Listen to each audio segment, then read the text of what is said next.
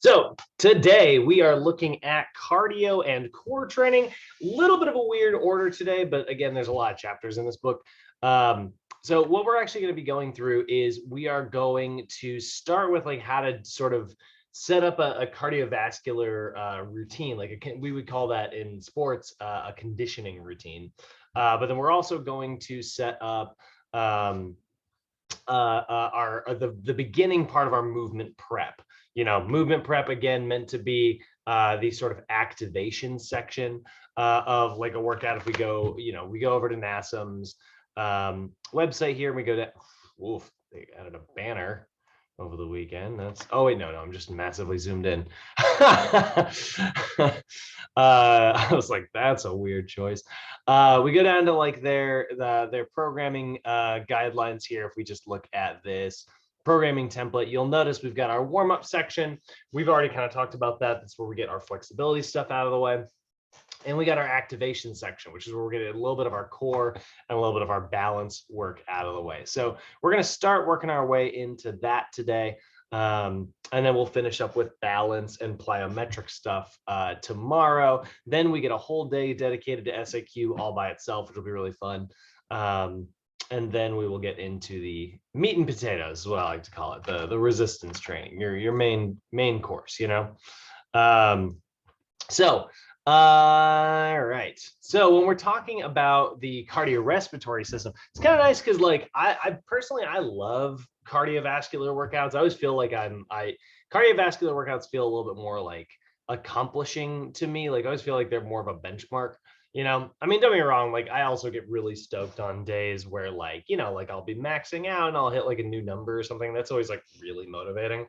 But like it is kind of funny how, I don't know about you guys, but like I think everybody has sort of a different perception of like what working out is, and I think that this is true of trainers and clients and just really anybody. We also have like a different identity in each of those areas, right? Like for me, like when I go to work out, like I want to leave the gym feeling like a bowl of mush. Like, I don't know why, but like to me that makes it's like yep, I did my job today, which was I destroyed myself. And that's not necessarily what we're getting, and I don't train my clients that way, but like me personally, when I'm working out, that's what I like.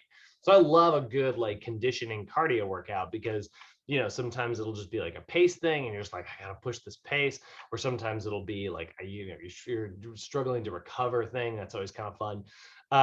And so there's a lot of different ways that you can set up like interval training and cardiorespiratory exercise in order to not only ensure that like you're giving your client different levels of difficulty, which is nice because that adds variety into their life and everything. But also like training very, very different energy systems. Like a lot of people often consider like, well, I mean, bodybuilders don't need to think about cardio, right? They just do enough cardio to keep the body fat percentage low and use it to supplement calories and stuff. And that's true. That is often how bodybuilders use it. But it doesn't mean that that's the only way that it can be used. In fact, there's actually a lot of help you can get from cardio, even as a bodybuilder who's on like a bulk. Now, obviously, you don't want to, if you are the type of bodybuilder who's like struggling to have a calorie surplus, you don't also want to go crazy on the cardio, but if you are able to like, get a substantial amount of calories in and stuff, your cardiorespiratory training, particularly right at your anaerobic threshold, can really have a positive benefit because it is going to teach your body how to deal with lactic acid. Like sometimes you just need to learn how to deal. You just got to be able to learn how to be like, you know what? Yeah, I there's a lot of lactic acid and I got two choices. I can either throw up or not, like, and so doing your cardio can actually help you with that. And it can help you pull lactic acid out of there faster and stuff. There's some other things to be avoiding there. I'll talk about that isn't in your textbook when we get down to it, but for the most part, like I love talking about cardio. So, a lot of different guidelines depending on who the client is, depending on what their goals are. And so our objective today is to get you guys to be able to kind of set up your own intervals and, take a look at some routines that you think would work really well. And you can even break them down into your specific heart rate training zones, which is kind of nice. So basic, I love this. The basics of cardiorespiratory training. Like I like how NASM's actually like, all right, we get it. We're always very technical. Here's the basics. You know, like they finally break this one down. Oftentimes cardio is the most underrated component of training. You know, a lot of times this is the part that people, you know, aren't necessarily like considering. But I mean, even if you're thinking of like an athlete who, let's say you think of like let's say a soccer player or something, right? Maybe they aren't necessarily, I mean, the foundation of any like sport should be skill first, you know? Like you should always start with the basic skills of that skill. Like if you're a soccer player, you should, you know, master dribbling and things like that first, and technique. If you're a baseball player, you want to master, you know, proper throwing technique and you know, how to actually hit a ball like, efficiently and effectively. Man, I don't. It's funny, Simon. We were talking a little bit about baseball this morning, but my feed has been nothing but that like lately that drill where they give kids or they give like anybody the extra long stick, like where and they're trying to have them hit it. They're trying to hit it off the tee with like below their hand before they finish their swing. Like the idea is that it's like you're supposed to hit both. I never did that drill. I've never seen that drill, but now it is just the only thing that's on my feed. I don't know if you quite get what I'm talking about, but like the idea that like it comes out both ends, and so like, you know, normally you'd be focusing on hitting, but it like you're supposed to like try to hit it with this part first, and then but like that's the only thing on my Instagram right now, which I don't know why, but the algorithm is determined to get me to work on my swing apparently. Um, but yeah, like obviously like technique should always be a big thing, but let's say you establish like a very decent technique, and then we look at an athlete over the course of like a game that does involve like a lot of cardiorespiratory training, or cardiorespiratory exercise. The person who's going to have the endurance to play more minutes is going to put up bigger numbers throughout the course of the entire game. Now, they may not be putting out like big explosive numbers, you know, in the beginning of the game, but like, and then like sloping down. They're just kind of like slow and steady winning the race here. That's why oftentimes like it's a very underrated component. I mean, sometimes like there's just certain players who can just outrun the other players out there. They've got better endurance, you know.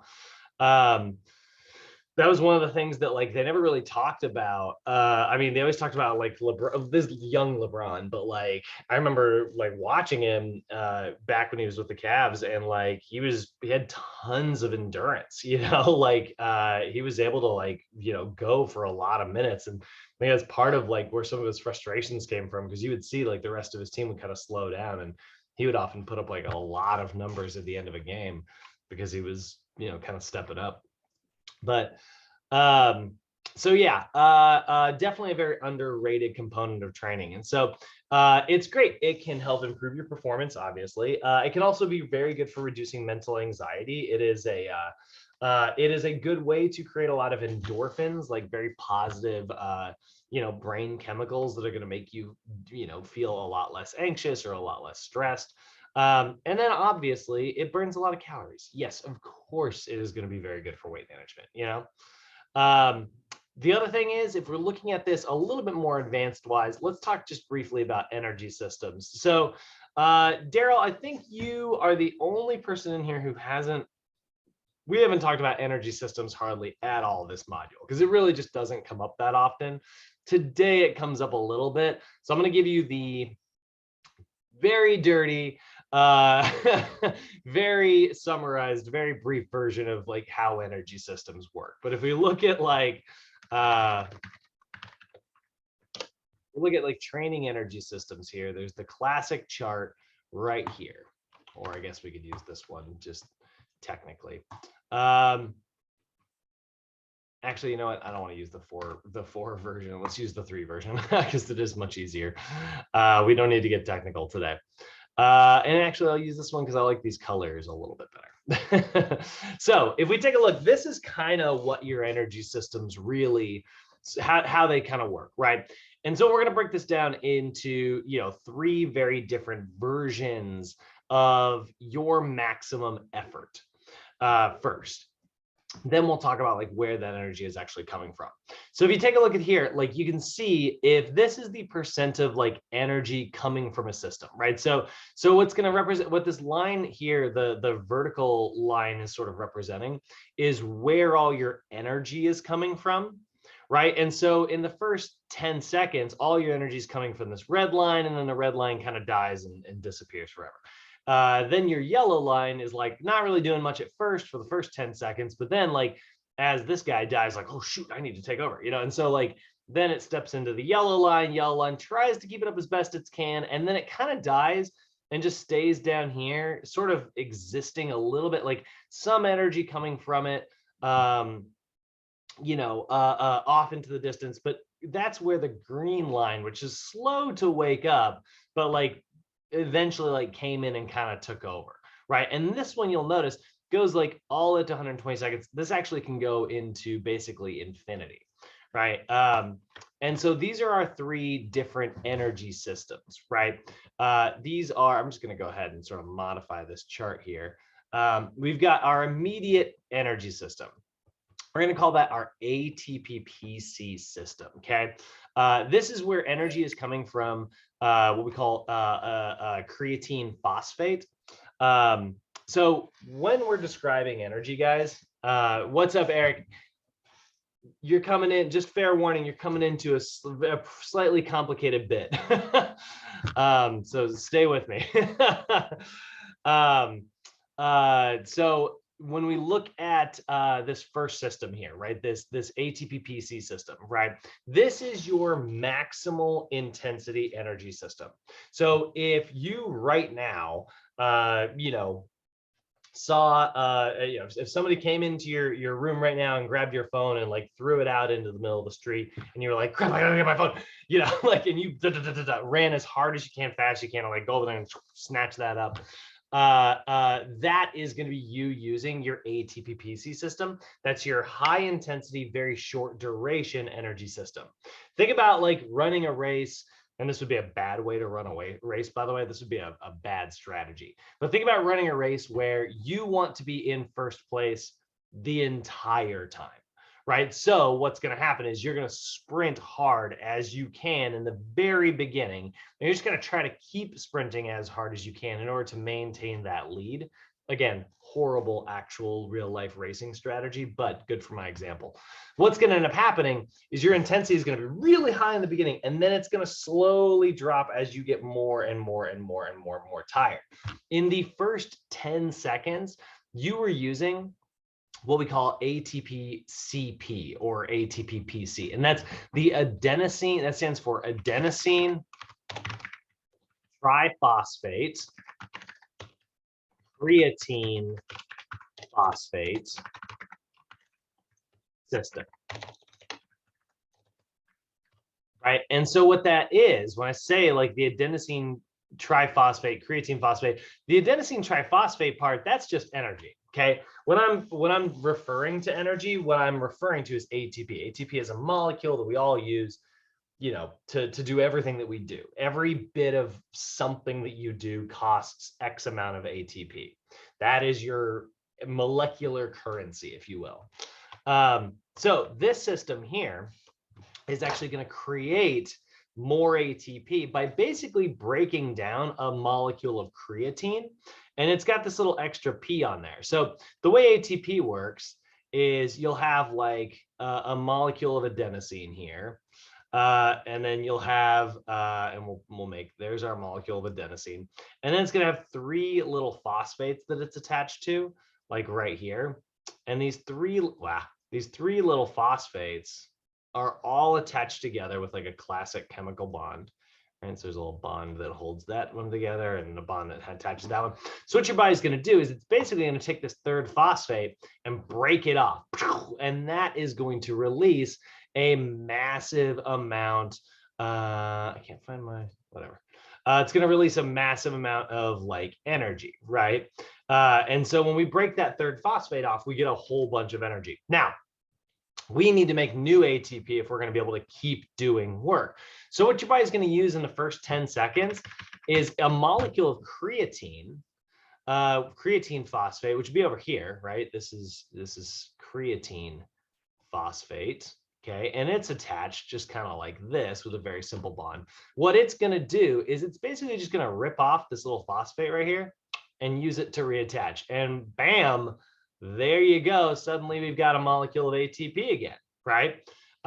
So that's what creatine is for, right? When people say that creatine is like, really going to give you a lot of energy, they're not necessarily wrong, but it will only give you energy for this energy system. And this energy system only lasts about 10 seconds. It's a very, very, very short, very, very, very brief energy system. It's super explosive, it's super high intense, and then it is completely exhausted, and you cannot use it again until you restore your creatine buildup.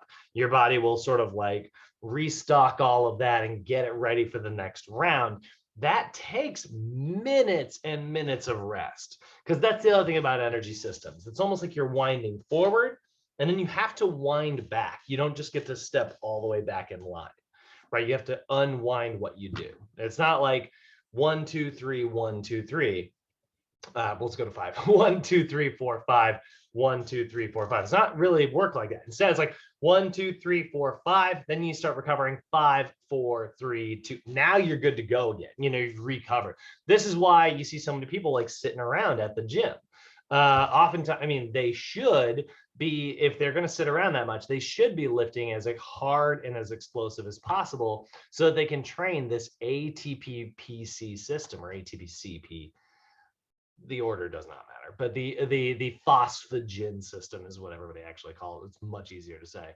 But people who are training the phosphagen system, yeah, they need a lot of rest and recovery. So they use creatine in order to be able to like restore that energy. Now, that's really good for super, super, super high intensity sprints, right? That's really good for like the most explosive, high intensity stuff. But what about like athletes who are, running a lot of minutes in a play, right? Like let's say like maybe not a play, but like, in like a section of a game, they're going, they need to be, they need to be able to tap into that explosiveness and then like, keep playing and recover, right? Make a fast break down the court, layup or dunk or whatever, and then like immediately get back on defense, well, they are going to rely somewhat on an ATP-PC system, but if they relied on it strictly, they would only have about 10 seconds worth of energy, which would probably not be a very good strategy for success. So instead, we have another energy system that's going to come into play. This second energy system is short term, but like not as short term. So if we think of this as like, we'll call this mini term. This is short term, like still short, but not nothing compared to the 10 seconds there. And this is your, we call it lactic acid system, or we call it glycolysis. And glycolysis is really one of the most amazing systems that we've got. This is where we're able to produce energy from sugars, so from carbohydrates. Any carbohydrate gets broken down into sugar, goes into the fluid of our cells, and becomes a little bit of ATP. This is a really intense energy system, but it's not maximally intense. And it's got a pretty good amount of endurance, but it doesn't have a great amount of endurance. So this is kind of like in the middle of our two like very different energy systems. You think about like the difference between like a 100-meter dash sprint athlete. They're very, very, very explosive, and they're very, very fast, but they have no endurance. You think about like a marathoner, they have tons of endurance. They're not very explosive, So right in the middle, you have the one that's like still relatively high intensity and still like somewhat of a good endurance. That is the glycolysis section here. So glycolysis takes over at about the 10-second marker, and you're usually pretty good at like staying in that system for about a minute. What'll end up happening is your aerobic system, which we haven't gotten to yet, your endurance system is going to start, kind of kicking in, right? And eventually there's going to be a crossover point. And that crossover point is where it's like, yeah, I'm not so much using glycolysis. I mean, I'm still using it in the background, but like mostly I'm getting my energy from like aerobic sources, right? And so this glycolysis line is really good. This is where there's still a pretty good amount of intensity. I mean, this says percent total energy. This chart is actually representing where the energy is coming from. But imagine if this was like representing intensity. It actually works pretty well, Yeah, this is like 100% intensity. That's really intense, And this is like 75% intense. It's like I'm like running at my 75% speed, but I'm not like, I'm not fully sprinting, but I'm also like not jogging, I'm running for sure, but it's, and then this is like my endurance. And now my analogy kind of breaks down once it gets up here, but imagine like, this line kind of, if let's say this line like petered out like right here, but you can see like, yeah, this is still relatively high intensity. So your short-term lactic acid system, your glycolysis, is really good at giving you an athletic advantage. This is probably what most athletes are going to mostly focus on, is actually this system right here. Now you might be thinking, it's like, well, wait a minute, sports are really long. Don't they want the most endurance possible? Yeah, they do. They still want to have endurance, but endurance actually comes pretty naturally when you train this system. So most athletes will spend their time working on this when it comes to cardiorespiratory conditioning, and they'll work on this when it comes to like working on explosiveness. And then most athletes really don't train for this. You do not hear a lot of stories about like NFL players, basketball players, baseball players. They don't really go for like a 3-mile run, unless they are training to be like a specific, like specifically like a runner. Like, honestly, let's look at what is the average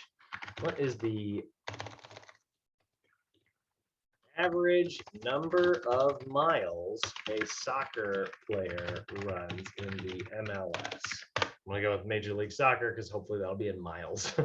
About 7 miles per game, and as high as 10 miles, right? That is a lot of mileage for sure. I don't think most soccer players are going to go out for a 7-mile run. Like that's not really going to be one of their workouts. Now, don't get me wrong, like I love a good 7-mile run, like I think that it's a great way to kind of relax and stuff. And if I'm working on my endurance and I'm marathon training, yeah, of course, 7, 14, 28, like 28, marathon's 26 miles, like, so yeah, like, eventually I want to train my way up to that. But like, if I were an athlete, I'm really probably going to spend most of my time dedicated to this glycolysis system. And so what's going to happen in glycolysis is basically like you're going to get energy from glucose, right? So if we think of like the adenosine triphosphate system, that's energy from creatine, right? Glycolysis is going to be energy from glucose. So we call this, the glucose. Oh, hey, Marjan, you got a question? Energy system. Question? Nope. Oh, no, sorry. So that's the glucose energy system, right? So we break down sugar, we get energy. And actually we have a number for that. It's every 1 molecule of glucose, you get 2 molecules of ATP. The problem is, the problem with glycolysis is that you're also going to get lactic acid as a byproduct, okay? So lactic acid starts building up. And when it builds up to a critical mass, we all know what that feels like. Your muscles start burning like crazy. You're miserable, you're like, oh God, it burns. That's where lactic acid's getting built and built and built up. It's also what makes you nauseous sometimes when you're working out. That's lactic acid, getting into your bloodstream. You just feel a little queasy. That's what happens when you build up a critical amount of lactic acid. So now your body has to have a way to get rid of that lactic acid. Right, it has to have a way to like, get rid of it. How does it normally, how would you do that if you were a weightlifter? Well, you'd probably just rest, you'd rest and sit there and breathe it out. And then your body would kind of, eventually like pull all that out of there. But here's what's, one fun thing about your body, like lactic acid is a byproduct. It's a waste product for sure. But it's also a fuel. Like your body is like one of the most efficient recycling plants on the planet, because what'll happen now is it will actually use lactic acid, which was a byproduct, right? It will use lactic acid in this green line right here, which is actually why it couldn't do anything in the beginning, because you didn't have any lactic acid and you weren't bringing in enough oxygen in order to be able to utilize this green line. So you get into this glycolysis section, you produce a critical amount of lactic acid, and now the aerobic system's like, all right, now we got our fuel, right? So this is your oxidative or aerobic energy system, right? And this is going to consist of like three little mini systems here. Some of you guys will recognize this, some of you won't. But this is going to be your aerobic glycolysis, which is acting as sort of a stopgap between the two. And it's going to be what's known as the Krebs cycle. And it's going to be known as what's called the electron transport chain. So those three energy systems right there are actually what consist of the aerobic energy system. The aerobic energy system is by and far our most complicated out of all three of these systems, right? Like it was really simple to just take a phosphate from creatine and slap it back onto a broken ATP molecule, and now you got ATP again. That was simple as heck. It's like break, snap, like we're good. Spit out some energy, There's the ATP-PC system. That's about as simple as it gets. Glycolysis, also really simple. If you simply take sugar with enzymes and bacteria and drop it into a place, it will actually spit out energy. If you've ever made sourdough bread, or really just any bread, or if you've made beer or wine or alcohol, guess what? That's you did glycolysis. It's actually pretty simple as well. It really just takes a little bit of enzyme activity. But the freaking oxidative system, could not be more complicated, right? It is literally going to rely on byproducts upon byproducts upon byproducts. So glycolysis produces energy, yes, but it also produces lactic acid as a byproduct. That byproduct is now our energy source for the aerobic energy system. Now we'll need one more bit of energy source, and that's oxygen.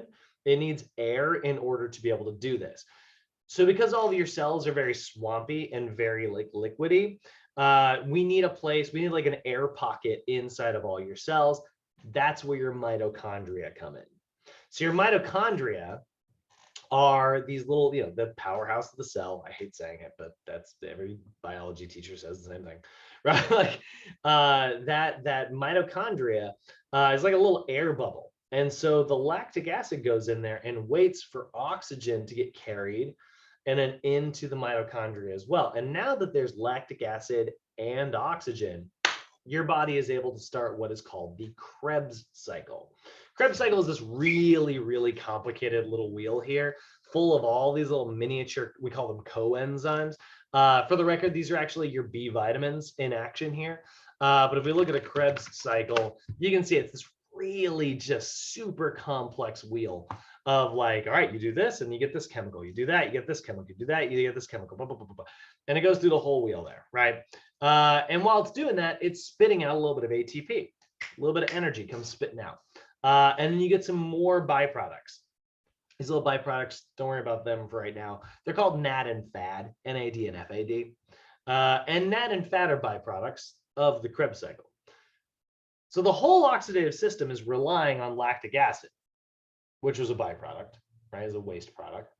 And now the Krebs cycle is using that to spit out a little bit more energy and making its own waste product. It's like, whew, okay, well, guess what? We're going to recycle that waste product as well. So the NAD and the FAD, the NAD and the FAD, they're going to go through this last little bit right here, the electron transport chain.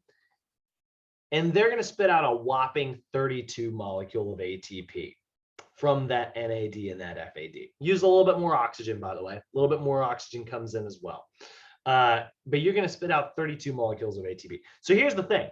You created like 2 molecules of ATP for every 1 molecule of glucose in glycolysis. You created 2 more molecules of ATP in the Krebs cycle from the lactic acid, which came from the glycolysis.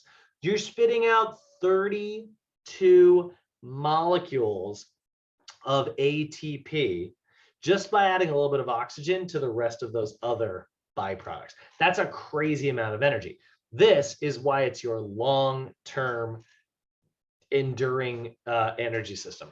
For the record, whatever it is that you are using currently in your body right now, listening to me like while we're doing this, all of you guys are in your aerobic energy systems right now. You know, you're all using your endurance right now. Now, obviously, you're not using a lot of stuff right now. Hopefully, I imagine most of you guys are sitting upright or, you know, just simply like listening quietly, right? That is not taking a ton of energy. So your body's in the aerobic system, right? And that's how we want to think about like setting up our intervals, right? We want to get to a place where we can train for a little bit of high intensity, produce a bunch of lactic acid, learn how to deal with it, learn how to burn, and then we want to recover in that aerobic energy system. We want to recover on the go before we can do it again. And that's where interval training really comes in, and why NASM is going to break this down into different training zones. So we're going to call this first gentle zone right here, we're going to call this zone 1. And this green zone is going to be 65 to 75% of your heart rate max. If you keep your heart rate around 65 to 75% of your heart rate max, that will keep you in zone 1. You should basically be able to do that kind of forever. Like obviously, like your muscles are going to start cramping up. You don't get enough water, or food, or whatever. You know, your feet are going to start hurting after a while, like mileage wise. But essentially, like zone 1 is not intense enough for you to build up so much lactic acid that it pools in your body and makes you have to slow down. Zone 1 should be able to be something that you can keep up consistently without getting tired at all. Right? So if I stay below 75% of my max heart rate and I'm on a jog, right? Yeah, I'm creating lactic acid, but I'm also bringing in enough air to convert all that lactic acid into energy. None of it's being left over. Now, there is a tipping point though, and that tipping point is where all of a sudden I'm producing more lactic acid than I can get rid of. And that's where it starts to stick around every round, right? And then it just starts to build up and my legs start to feel heavy and I start to get exhausted, right? That's where we are in zone 2. And, you know, in response, my body goes, oh, holy crap. We are not keeping up with the lactic acid production here. Let's breathe more. Let's speed up the heart rate. Let's see if we can pump oxygen around more effectively. So my heart rate goes up in response, which is why zone 2 here is going to be 76 to 85% heart rate max. Okay.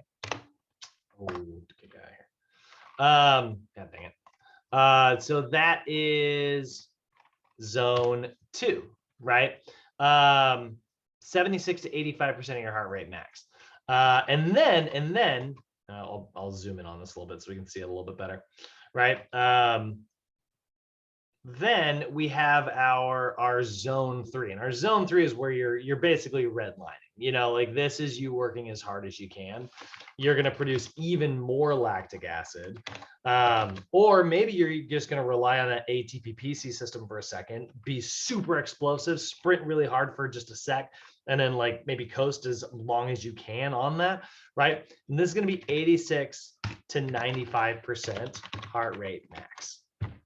So that is really our zone 3. That's our ATP-PC zone, right? So sprinters actually primarily rely on this zone right here. That is like your sprint zone. And then we see like this is very much usually like a field sport or a court-based sport. Most sports we think of that's like, you know, a lot of like boxers, for instance, they need to be very explosive, but they also have to have enough endurance to get through that 2-minute round, right? That's the glycolysis. They're not any longer than 2 minutes, you know. I think, or how long is it round in UFC? Is that 3 minutes? Anybody know that off the top of their head? 5 minutes? Damn. So that's still like somewhat. Actually, that's actually definitely within zone one. Eventually, but they probably spend most of their time like working hard in that zone too. And then zone one is very much like your endurance. Like this is all about like marathon. This is anything greater than 2 minutes in duration. Okay. And that's really what we're going to see at the end here, right? So see this chart is in terms of time. So you can stay in the ATP-PC system for about 10 seconds, and then you're really not using it anymore. Glycolysis, you can stay in that for about 60 seconds if you're incredible at it, by the way. Most people last about 30 seconds and then poof, dies off. Lactic acid, they get a critical lactic acid buildup, usually around the 30-second marker. And then, but it can be up to 60. I mean, honestly, some people can get that to last. They can stay in glycolysis up to 120 seconds. Like if you train right at the line consistently, if that's the type of athlete you are, you can get it to last around, I imagine the best athletes in the world can get it to last about 2 minutes, which is incredible. But then anything greater than 2 minutes, anything longer than that, you're relying on low intensity, high duration. And this is where we need to have a conversation about like I'm going to ask one of my new folks. Daryl, I'll ask you just because I just saw I can see you there. Do you think a marathon which do you think is more intense, a marathon or a 100-meter dash sprint? Which of those do you think is more intense? 100-meter dash. 100-meter dash. Why is that? Because it's a shorter distance, so you want to be a little more explosive. So it's, Well done. That's you gotta be that's fast. good. That was a little bit of a trap. I usually ask the new students on purpose because so you're already speaking a little bit of trainer speak. This is where we need to get to understand the difference. So now if I asked you which is harder, a marathon or a 100-meter sprint? Oh, marathon for sure. Yeah, right. So there's a difference between hard and intense. Intense is a percentage of your maximum effort. With a 100-meter dash, you are giving 100% maximum effort the entire duration, right? With a marathon, you're giving a very minimal amount of maximal effort over a very extreme amount of time. And that's why it's hard, but I wouldn't call it intense. Very, very different athletes. So it doesn't make any sense for a marathoner to train for sprinting in the same way that it doesn't make any sense for a sprinter to train for a marathon. They are different athletes. So that's a quick, down and dirty, very short review of these energy systems. I want to go through it one more time, a little bit more succinctly so you guys can see it from start to finish, all in like one big thing. But before I do, does anybody have any like underlying questions, like before, if I'm going to go through start to finish, like, and that doesn't make, is there anything that anybody needs a little bit further explanation on in terms of how these systems work? I just had Yeah, please. What you got? Is there any type of athlete or person that excels in all three of those categories? No, and not if you give me the word excels. No, definitely not. Oh, okay. I don't think that's possible. Like you can't. I mean, here's the thing. Actually, I shouldn't say that. That's the most pessimistic view that I've had in a while. As like an optimist who believes in like human spirit, and like overcoming obstacles and stuff. Sure, maybe there's somebody out there who could but like when I hear the word excels, immediately what I think of is like, I'm gonna, you're never gonna see like Eliud Kipchoge, right? He's the fastest man on the planet. It's this guy here. He is the fastest marathoner ever. He tried to break the sub 2-hour marathon, and his marathon pace, by the way, actually, here, I'll show you a really funny video for it.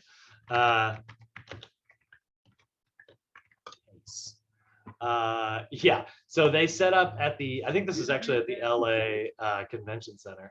They set up this treadmill that's like very squishy and soft, and they were like, all right, we're gonna put you at his pace, and they just ran it all day. So this treadmill just ran at his pace the entire time, which I think is about like a 12.4 on a treadmill on average, maybe not.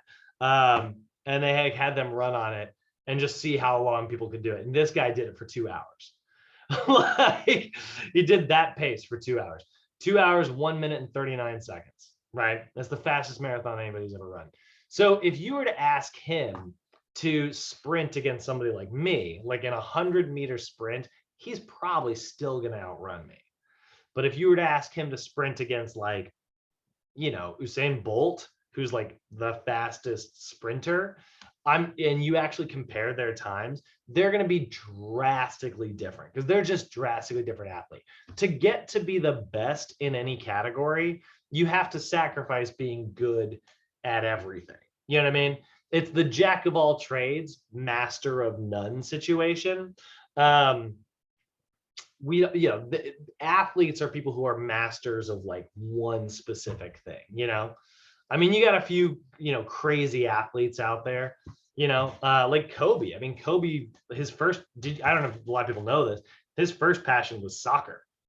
Like Kobe loved soccer. I think that was his favorite sport. If anybody had ever asked him, which is crazy because he was a professional basketball player, you know? And I'm sure he was probably really good. He would, you know, I'm sure he played plenty of like pickup games here and there all the time. But if you were to compare him to like a pro, there would be no comparison. You know, it was like when LeBron wanted to go into the NFL. They're like when the NBA was on strike and they were like, he's gonna go play tight end or something. I was like, no. Like he's a tremendous athlete, but he's not an NFL player, you know? Like Michael Jordan went to go play baseball. Ugh. Like it doesn't usually go well. You got some breaking examples of that. You know, you get Deion Sanders and, you know, Bo Jackson and stuff like that. They're definitely out there, but to answer your question, like simply, I would say no. I would say no, you're not going to be phenomenal at all three. Just because, I mean, honestly, also look at our difference between type 1 and type 2 muscles, right? Aerobic athletes rely on type 1, and then explosive athletes rely on type 2. They have different characteristics in how they look, so therefore they're going to have different characteristics in how they perform. That being said, if you do want to be a well-rounded athlete, you should still train all three. You just shouldn't be doing like super ultra endurance training, because that's not going to really serve any athlete other than ultra marathoners or just marathoners. Okay, so going all the way through our energy systems as a review, right? So adenosine triphosphate, just to start us off, is this molecule that we need to produce energy or to do work, right? It is energy, right? So like, again, it is a molecule of adenosine and 3 little phosphates, right? Little phosphate, little phosphate, little phosphate. And, you know, we're going to watch a crash course video that's going to review this. Actually, we're going to watch this in a couple weeks, but the way that the analogy that they use in the crash course video that I love is they're like, think of it as like 3 kids on a bus all shoved together in one seat. Like those seats are designed that they can fit 3 people, but they're much more comfortable with 2. Yeah, like, and so they all hate that 3rd kid and they just want to kick him off, right? So there's a lot of pent up energy and frustration right in this little chemical bond. So we kick that kid off and tons of energy gets released, right, in response. And that is what ATP does. We break ATP so that we are left with ADP. And when all that energy is released, our body is basically harvesting this. It's gonna basically capture all this energy right here, and that's gonna go for us to do work. That's gonna That's going to allow us to do stuff, right? That's our work right there. That little, energy that was trapped in that chemical bond. Everything you're doing, everything that's like allowing you to breathe right now, everything that's allowing your enzymes to even function and maybe break down stuff inside your body. Your white blood cells are using ATP to destroy any foreign invaders that might be trying to make you sick right now. Like all the stuff that's active right now, it all takes energy. It all takes ATP.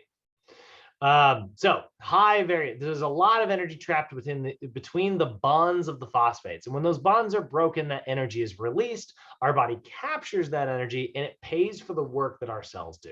Okay. So then we have our 3 different systems for creating ATP.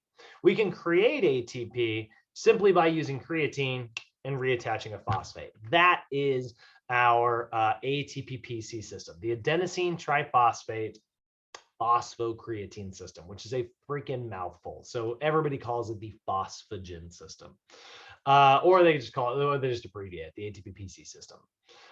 This is used for ultra high intensity, ultra low duration work. You can usually use this system to produce energy for about 5 to 10 seconds, right? This is used during our maximal strength lifts or maximal strength sprints, maximal effort, very high intensity stuff. Then we've got glycolysis.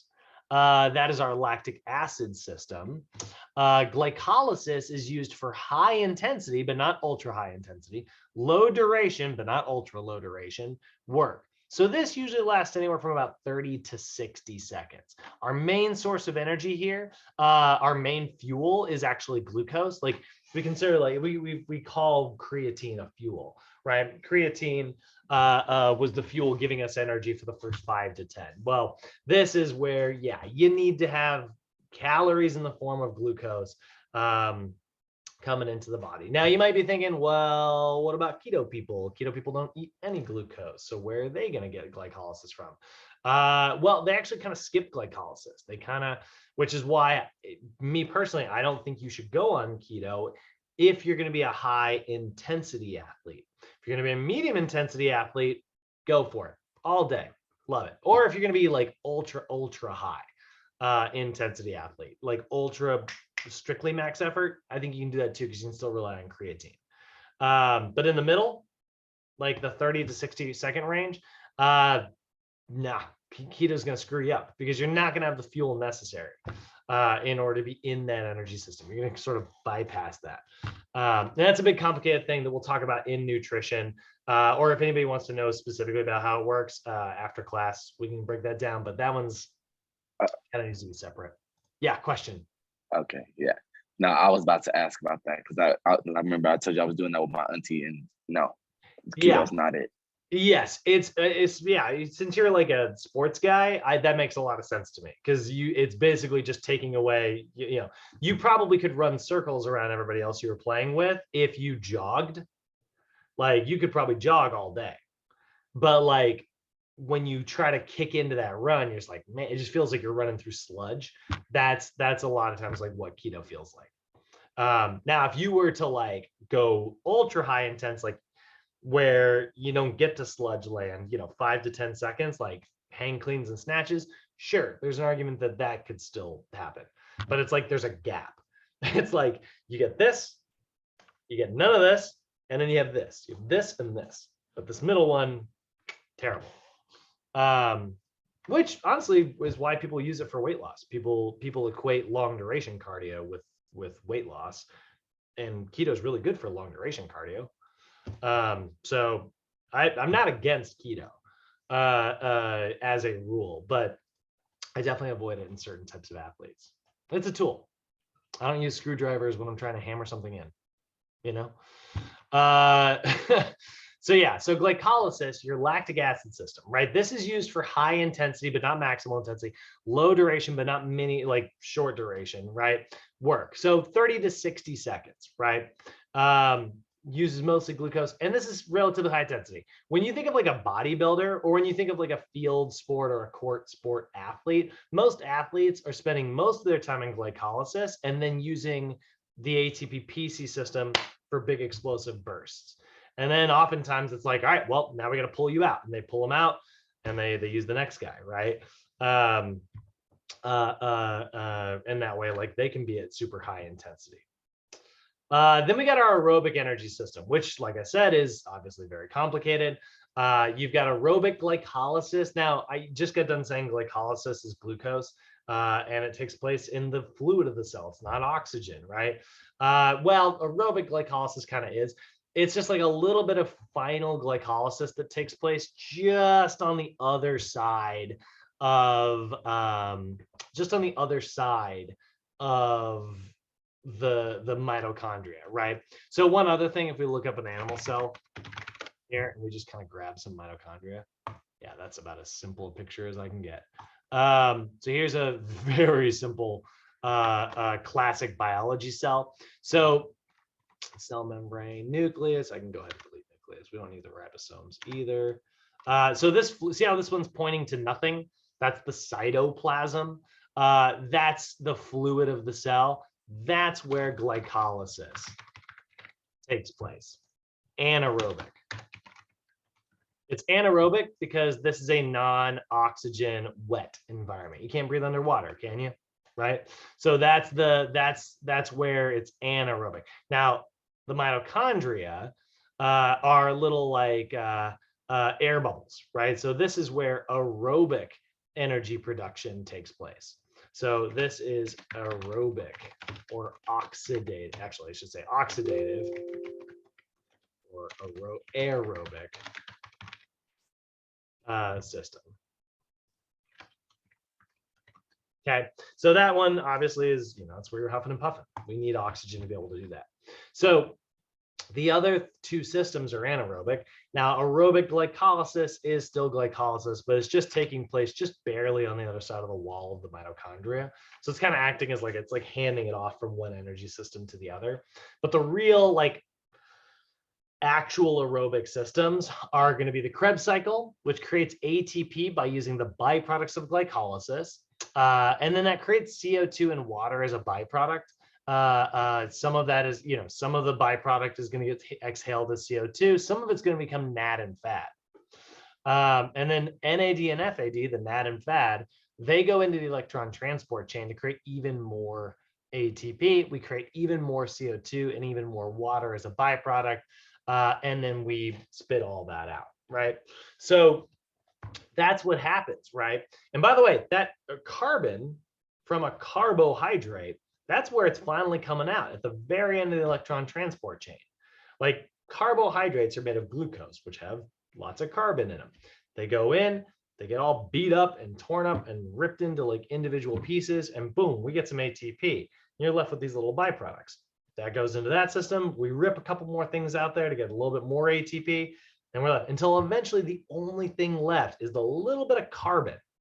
Anybody has all that extra oxygen that it was using to like produce all the energy, attaches the oxygen to the carbon, you got CO2. And anybody goes to get rid of it. And that's how you get rid of the byproducts of your actual energy.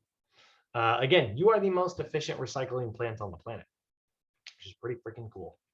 So the aerobic system, which is three things happening simultaneously, very complex, is low intensity, high duration work, anything greater than 2 minutes. Okay, this is using the byproducts of those other two energy systems, well, really just glycolysis, to produce energy. And this is what we think of when we think of cardio.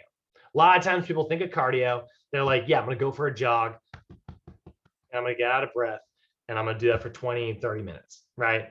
Or maybe sometimes people do cardio for an hour, yeah, that's what you think of when you think of cardio. That's your aerobic system for sure. Because aerobic, you think aerobic, air, and you think, great, I actually have nothing against that. But don't make the mistake of thinking that a 10-second sprint is not still cardio. It definitely is. It's training a very specific part of your cardiorespiratory system, but it is still cardio. And that is why we have to have different types of interval training out there. So that is all of your energy systems. Now, you guys aren't going to be super quizzed on this energy system stuff this module. It does help you understand like why we have these specific rules that we're going to follow.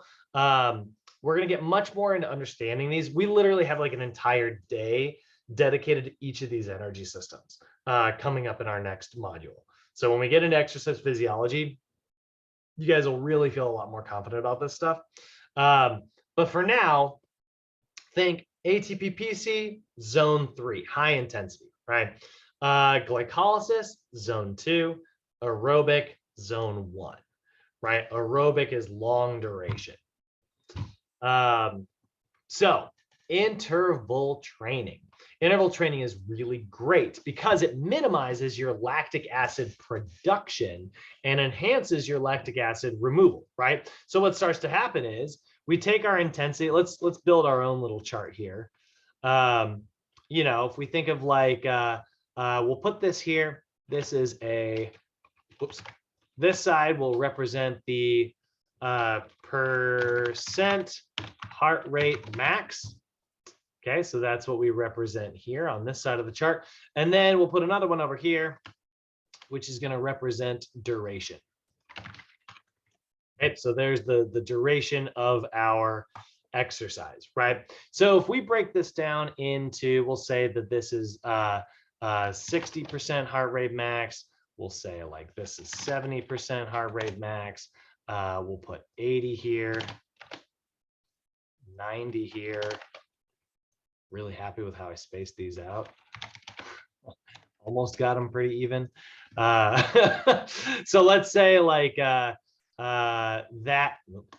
is our overall heart rate percentages, right? So if you were to set up like a cardiorespiratory routine, you're probably going to start, or like the lowest you're going to go is probably 60% heart rate max. Anything that drops below that is kind of like time wasted in the gym. You're fully like recovering. You're not really working out. Like you're working a little too gently at that point. So most exercise is going to start here, which is why I'm just going to go ahead and take all of these and move them down here. And that's where our chart's going to, that's what our chart's going to look like now. Okay. So exercise really kind of starts here. NASM's going to say it starts at 65%. Right. So your intensity is going to constantly go. You're going to recover here. Right. This is generally like recovery or endurance training, right? That's really what this section here is, right? 65 to about 75% of your heart rate max. So we'll go ahead and put a green line that kind of represents that, right?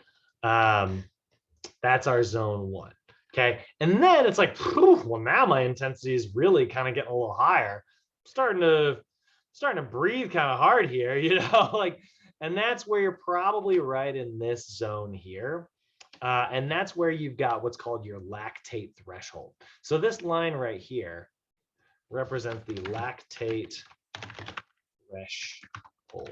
That's where you are officially, if you go above this line, it's official, you are producing more lactic acid than your body is able to convert into energy, more than it's able to recycle.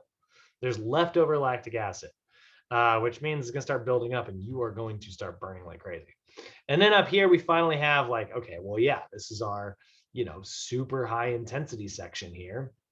That's our 100%. Yeah, of course, right? We are in the red zone there, right? So this area right here is, and NASM's going to say 65 to 75, but we'll say this is zone 1. Again, 65 to 75% heart rate max. Right? And then we got zone 2 here in the middle. That's 76 to 85% heart rate max. And then we got zone 3 over here, which is 86 to 95% heart rate max. And that is very, very anaerobic at that point. But they're both of those others, you know, this is aerobic, these are anaerobic, right? So when you get above that lactate threshold, like it's official, you are improving your cardio, which is why I encourage you guys to try to get above that, you know, like try to get into zone 2. I think zone 3, you kind of reserve that for athletes in particular. I don't think you necessarily need to train in zone 3 that often, unless you're actually going to be an athlete. But I think like getting up above your lactate threshold consistently is a really good way to train your cardiovascular system. What's going to happen is your body's going to go, holy crap, we have lactic acid buildup all the time. Ugh, there's just all the, and it's like it damages your body. It's very acidic. And so then your body has to get to work repairing those things, repairing all the damage that you created. And it will always repair it just a little bit stronger than it was last time. And that's how our body works. And so your body will go, I guess I need more mitochondria in all my cells. So then all of a sudden you have a body that just has more mitochondria. Your body goes, I guess I need more hemoglobin so I can carry oxygen in red blood cells better. So it produces more hemoglobin. Guess I need enzymes so I can be able to produce energy more effectively. So your body becomes a little more explosive on a chemical level. That's a fun one. All of those things are adjustments. Those are all training adaptations to cardio. So now maybe your workout looks like this. You start here and you warm up, and then, you kind of get into your cruising pace. And now it's like, all right, well, now my heart rate's, I'm starting to get a little out of breath. And so cool, let's bring it on down, right? And maybe you spend some duration over here and you recover, and then you pop back, right? So there's our interval training. Your heart rate comes up, you recover, your heart rate goes up, you recover. Or maybe you could do, we call it HIIT training, high intensity interval training. It's the exact same concept, except the hills are a little bigger.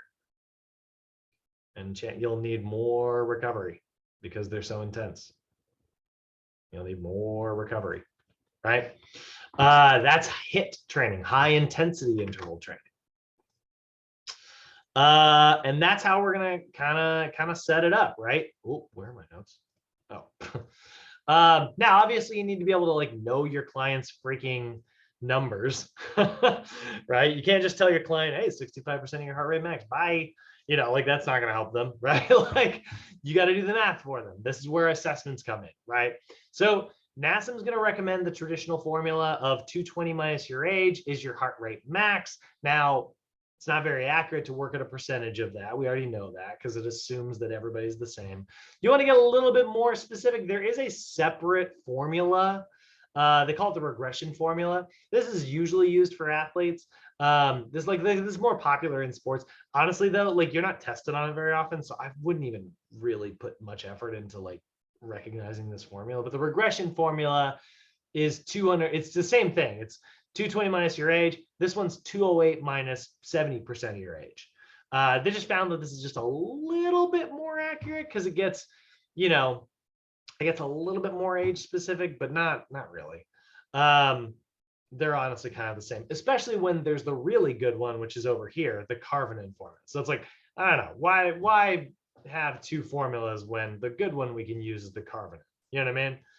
And what this is going to do, it's going to be your heart rate max minus your resting heart rate. So heart rate max, by the way, is using the traditional formula. So it's 220 minus your age and then minus your resting heart rate. Then you multiply it by your desired intensity. Here's our various desired intensities over here, right? And then you would add the resting heart rate back on at the end because you took it out of the formula. You got to slap it back on, right? So basically is like you want to know what your intensity is without the heart rate rest, like without knowing it, right? And then we just slap that heart rate rest back on at the end. And what that does, it narrows the range because it takes into account your individual resting heart rate, your training capacity, right?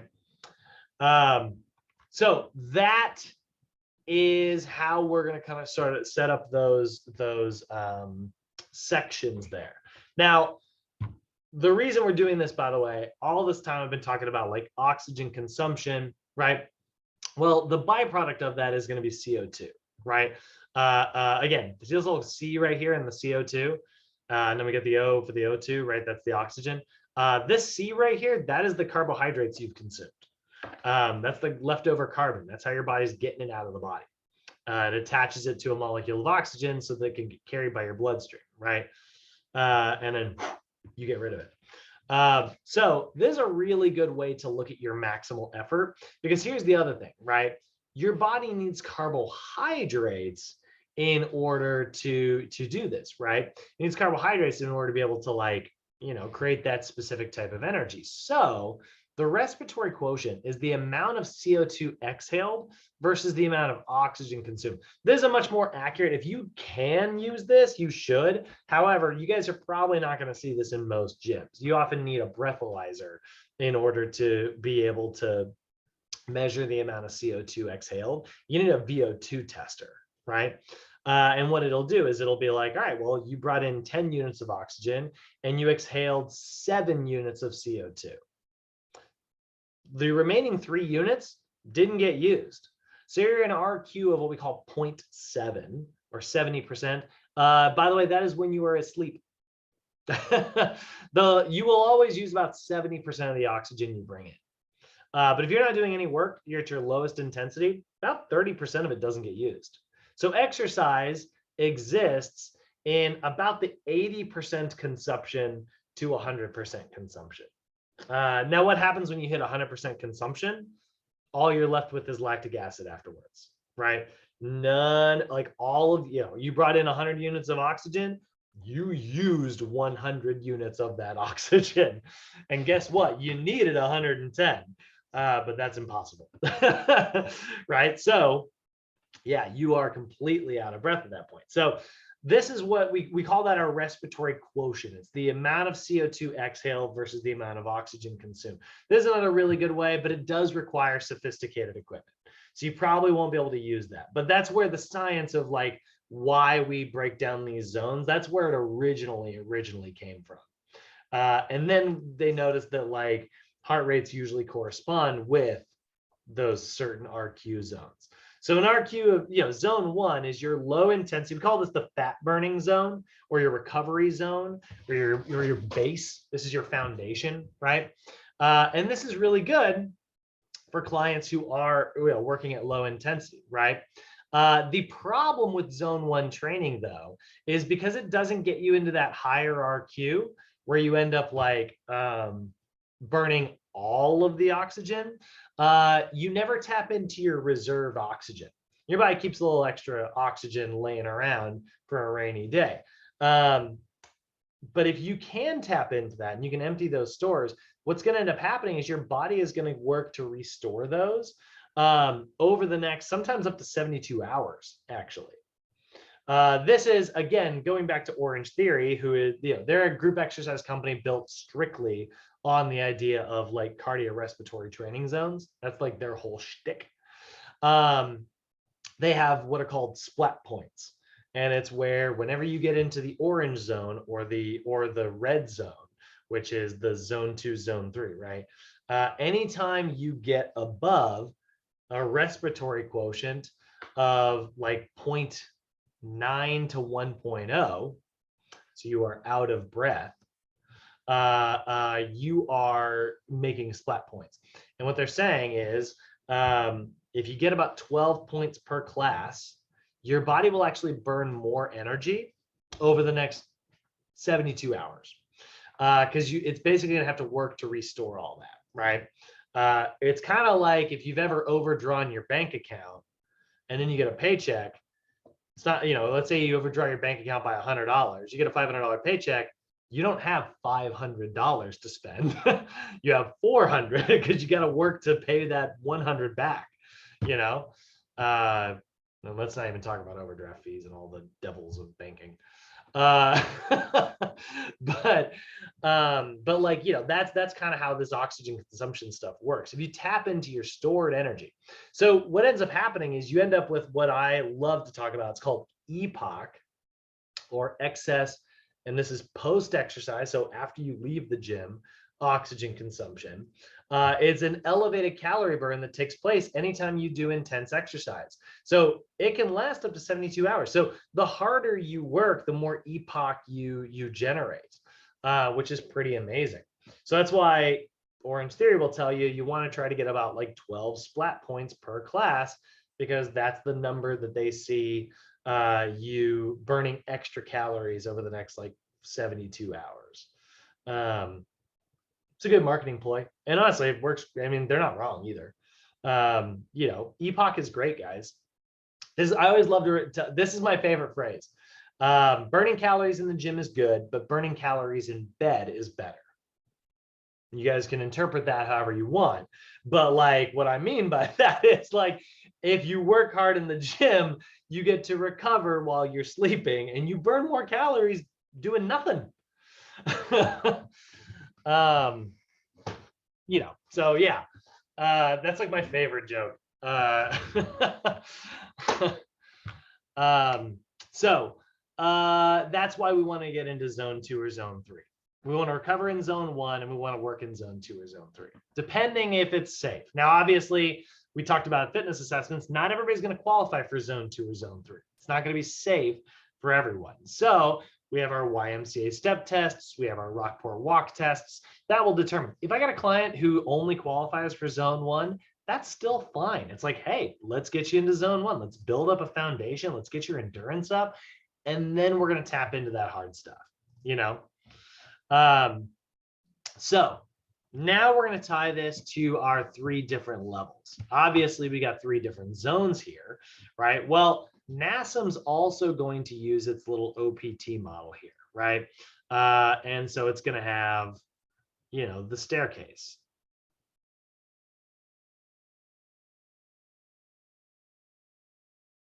There's NASM's little OPT model, right? This would be stabilization. This one would be strength, endurance. This one's hypertrophy. I am in the way here, but this one's max strength. Oh, you know what I realized? I'm so dumb. I literally can put them on the other side of the stairs. All right, let me move this here. Here's our endurance. Here's our lactate threshold. Let's put this over here. All right. And literally just build my staircase right here. So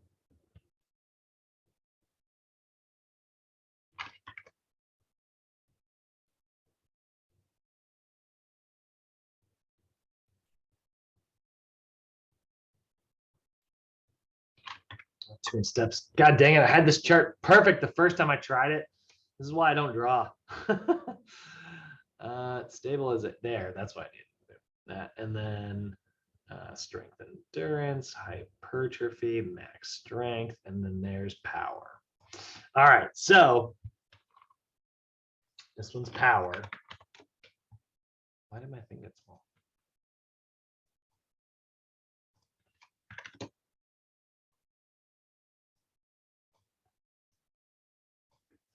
Here's max strength.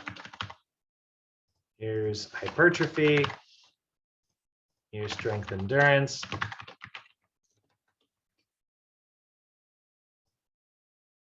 And there's stabilization.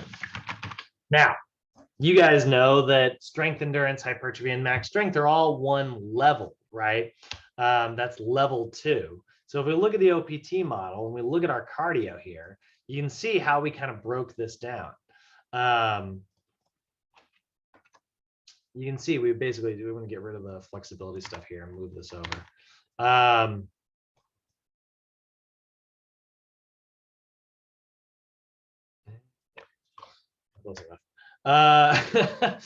That's stabilization. We work in what we call stage 1. Okay, so NASM is going to break this down into stages now. Stage 1 is equivalent to level 1, right? Stage 2 is for any client in phase 2, 3, or 4, aka level 2. Well, they're going to get stage 2, and that means that like they're going to get intervals that alternate between zones 1 and 2. And then clients who are in zone 3 or stage 3, they can alternate between zones 1, 2, and 3. So you can actually see example routines we've got in our notes here, right? So clients who are in, we go back to our training zone, right? Clients in zone 1, step 1, like this is literally the fat burning zone. This is your cardio base. This is your recovery, right? So literally the way we would set up our cardio intervals, it'd be like, all right, let's say we do strength training on Mondays, Wednesdays, and Fridays. I want you to go out for a light jog, 15 to 20 minutes, and try to stay between 65 and 75% of your heart rate max on Tuesdays, Thursdays, and Saturdays. Do a little warm up, do your mobility, maybe get some core work in there, but I want you to try to get into where you are feeling your breath, but you are not out of breath. I want you to maintain that pace for about 20 minutes if you can, 3 days a week on your off days. That's going to help you recover for these other strength training days. It's going to pump everything around the body, get rid of any waste products, and it's going to help you recover, right? So this is a really good foundation, and that's how we can kind of set up some of our client homework. This is go for a jog or go for a walk. Go for a walk for a lot of people, I mean, this is the athlete month, so it's probably a jog, but like a lot of people, it's like, hey, I want you to go out for a 20-minute walk, and I want you to get breathy, but I don't want it to be uncomfortable. But I also don't want it to be nothing. I don't want you to be able to read a magazine on the treadmill. You know what I mean? Like if you're going that gentle, then that's not cardio either, right? So I would probably say, get a heart rate monitor. And I want you to be between, and I would calculate on my clients' numbers and be like 130 and 140. That's not a zone one for most people. 120 to 130, right? Then we got zone 2. Let's say our clients, let's say we got a client who is a strength endurance athlete, or maybe they're a bodybuilder, or maybe they're actually like a power lifter, right? They'll do a little bit of cardio, right? Probably shouldn't be dedicating that much time to it. But like, yeah, we want to get them to be able to handle building up lactic acid, right? We want to make them better at lactic acid production. So, because that's going to give them the energy, right? So now we got zones 2 and zone 1. So zone 2 is an RQ of like 0.9 up to a full 1.0, which means 1.0, that's 100%, right? 100% of the oxygen coming in gets used.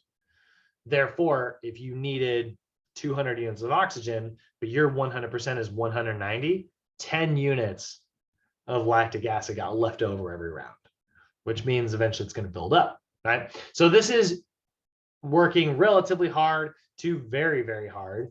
And this is very close to your anaerobic threshold, okay? So now we're going to sort of set this up differently, because you don't want to do zone 2 training every time. Even if your client qualifies for a zone 2 workout, you really don't want to do high intensity every single workout. So you would have like a low intensity workout. Well, actually, I guess we start at high intensity. So strength training Monday, Wednesday, Friday, that's the same. But then we're just going to alternate. They have a zone 2 workout on Tuesday. They'll do a zone 1 workout on Thursday. Then a zone 2 workout again on Saturday. And then next week we'll switch it, right? So it goes 2, 1, 2, 1, 2, 1. And that way it just alternates back and forth and back and forth and back and forth. That ensures that we're not overtraining our client.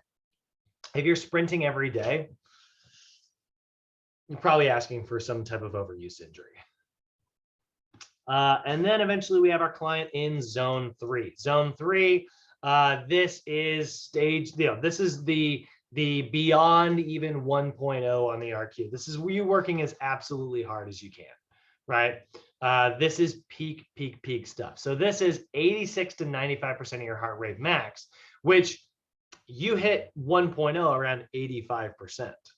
So this is just beyond the 100% oxygen consumed. So you are definitely going to build up lactic acid as a byproduct in this energy system. You have no choice.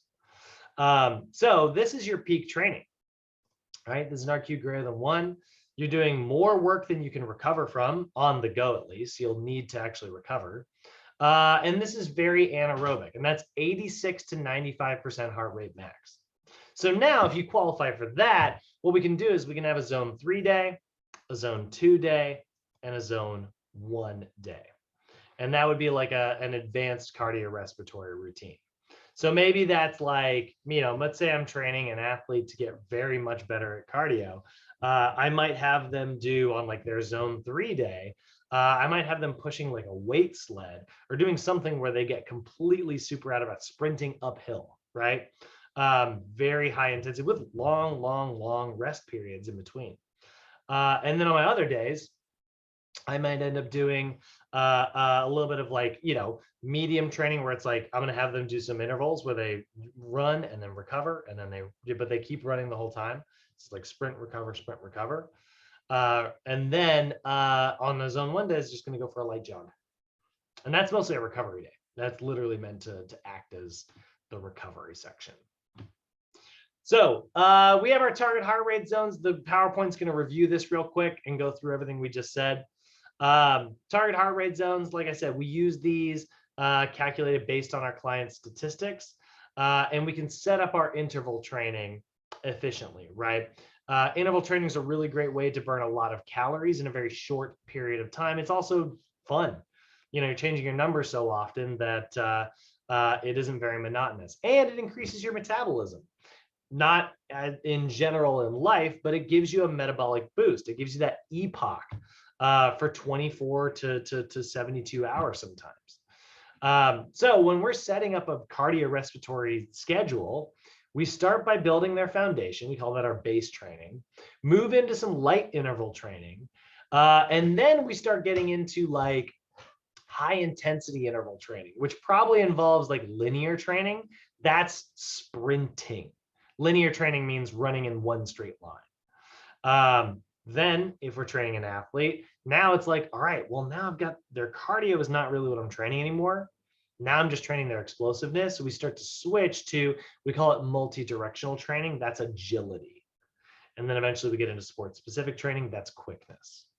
And we'll talk more about that tomorrow. On Wednesday. But that's here we see our speed, agility, and quickness training. That's where your cardio eventually becomes. But it would look like this. Start off by building an athlete with a strong aerobic base. Basically 8 weeks of the preseason before you even start working with them as a train, not preseason, preseason, off season. Off season training is, yeah, go for a jog, you know, just build up that cardiorespiratory base, stay moving, you know, go do some paddleboarding. Like honestly, do something that's not even directly related to your sport. Just stay active, build up that foundation, right? Then we get into some interval training. Here's some example routines, by the way. We get into some interval training. Now, interval training is where it's like, all right, now this is preseason, where we are going to try to push you and build you a new anaerobic threshold. We're trying to raise that line up. You know, the moment where you get out of breath, we're trying to make that moment last longer. And that's all 3 zones. And then, oh, where's my zone 3? Oh, I forgot. This PowerPoint does this really weird thing. It straight up doesn't have the, I don't know if it's on purpose or not. It doesn't have the zone 3 program here. I mean, it's here, but they don't have it in the phases thing. But basically then you would get into like right before the preseason ends, like your peak performance training. You want to like do nothing but very high intensity training to really get them that big boost. Then you let them recover like the week leading into your you know, actual sport, like as the season's about to start. Then it's like they're in full recovery mode. And then once the season starts, you're just focused on keeping the athlete healthy throughout the season. And then the cycle repeats, you know? And that's kind of how we set that up. Now, check for overtraining.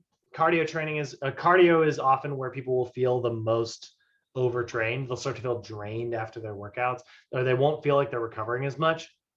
If you notice that people's heart rates, for instance, don't come down between intervals, like let's say I'm training Eric and I'm like, you know, taking his heart rate up and taking his heart rate down, taking his heart rate up. And then like, I'm getting pretty familiar with his numbers. I'm getting pretty familiar with his routine. I just noticed that like his heart rate's not coming down very fast anymore. He could be overtraining. That's a sign of like massive stress production. So his heart rate's just staying elevated between rounds. That's a bad sign. So be careful with that. If your client starts having trouble sleeping, it's actually because they're creating so many stress hormones through their workouts. That's actually keeping them from being able to sleep, which is crazy considering that like what they need is lots of sleep. If that happens, just back off.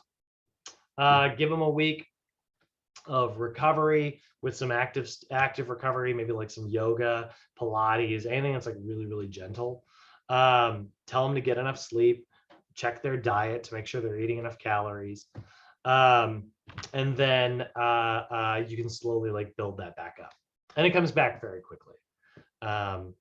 You know, you're probably going to overtrain at least 1 or 2 clients. It's going to happen if you're working with athletes. There's going to be, because maybe it's not even the program you write, but they could be doing extra stuff on the side, or they could be misinterpreting your data, or they could just be pushing themselves too hard because they think that's going to help them. But a lot of times people pushing themselves beyond kind of, it's the overuse thing. And then that's what causes the injuries. So that is how we're going to design our cardio routines.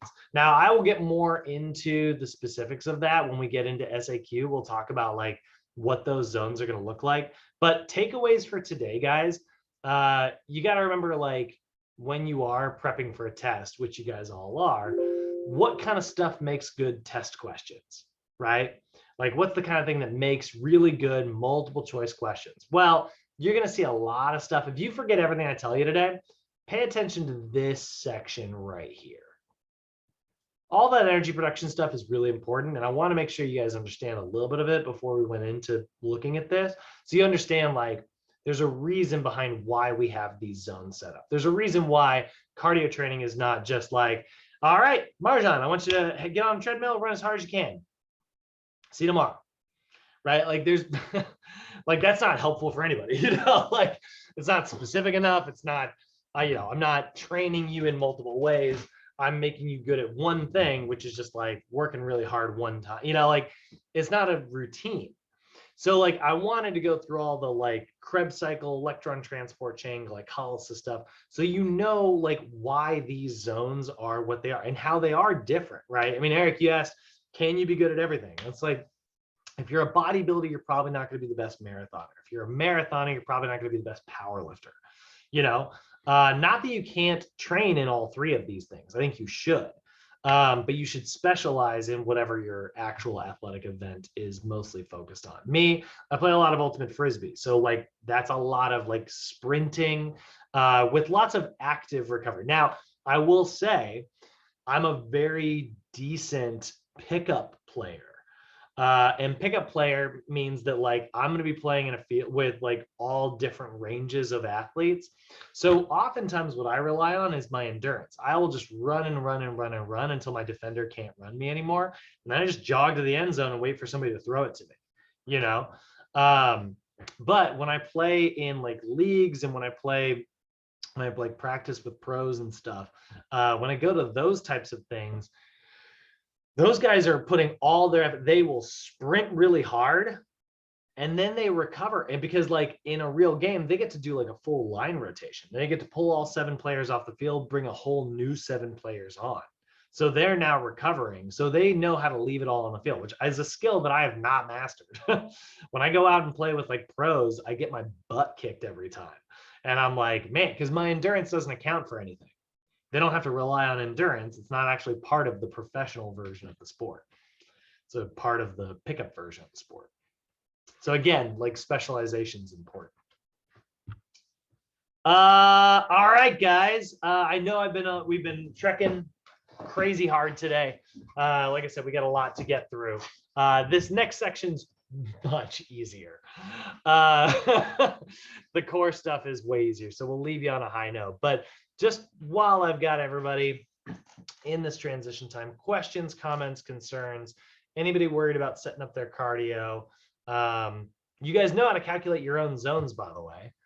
All you need is that carbon formula. You need to know your resting heart rate, and I hope everybody knows their age,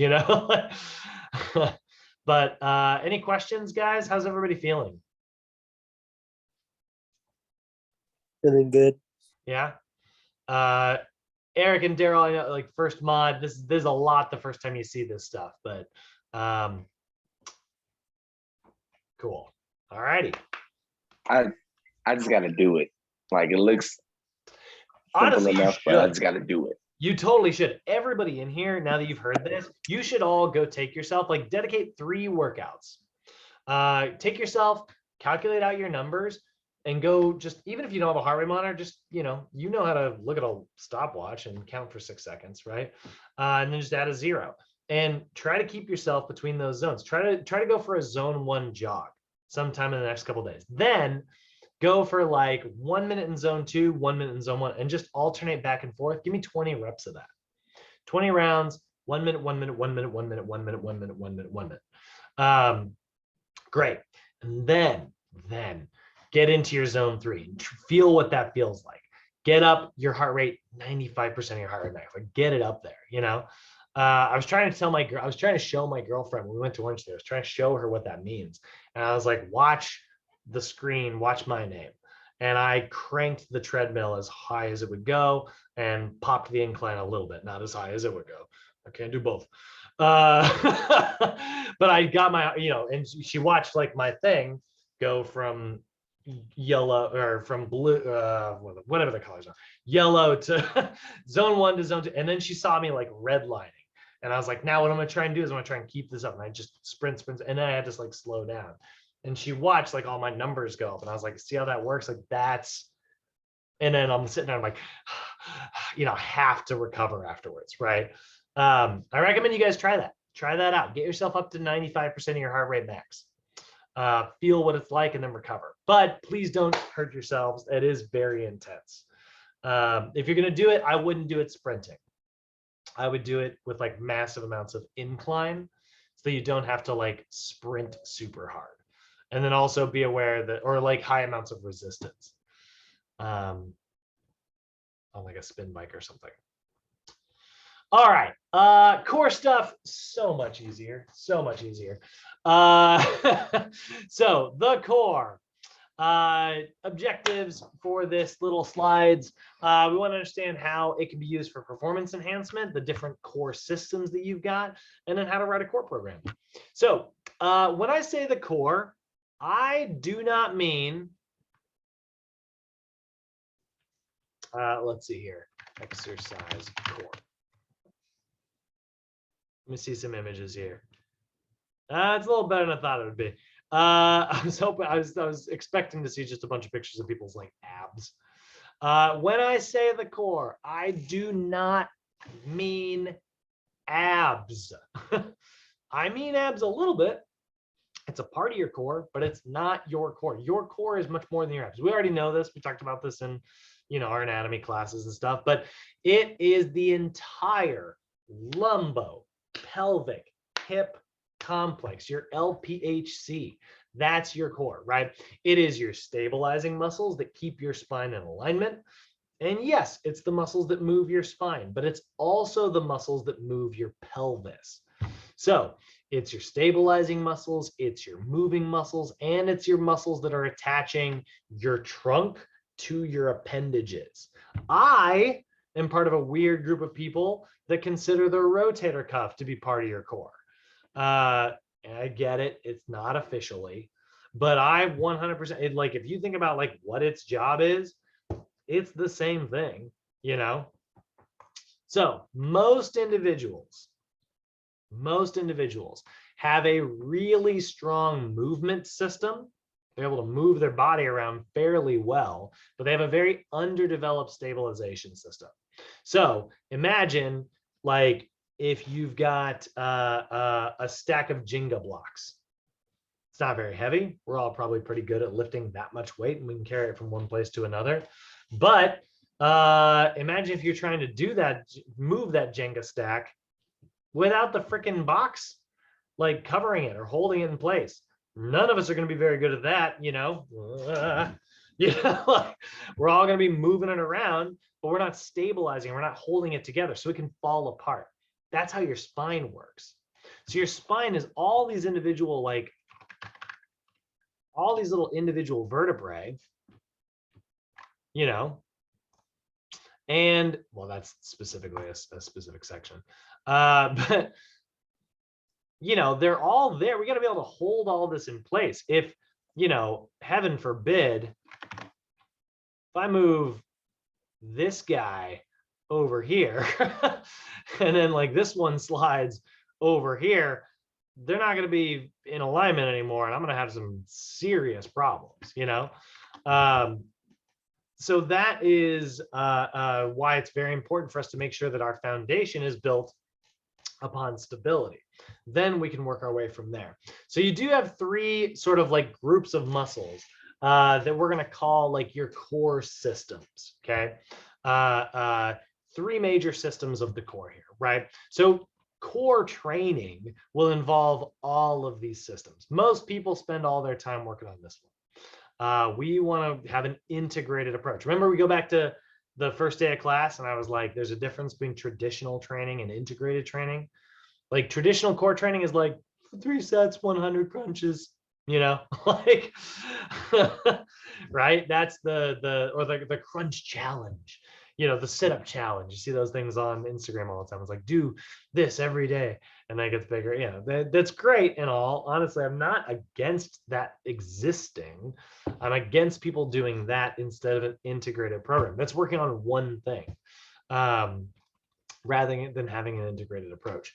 So we want to make sure that we are really focusing on all of this. So looking at these 3 systems here, right? First one you've got is your local stabilization system. So by definition, guys, this definition really helps you understand like what muscles these are. They are muscles that attach to and stabilize the vertebrae. So think about like what the word local means, right? It means close to home. It's you're a local, you're from LA, right? Like I'm a transplant, my kids will be local, but like, a local, you mean it's your home, right? So you're close to home, right? Well, the local stabilization system is the closest to your center, and there's nothing more center in your body than your core, right? Your spine is literally the center of you. Look top down from someone, center of that bullseye is your spine. So, am I gonna sneeze? Hold on.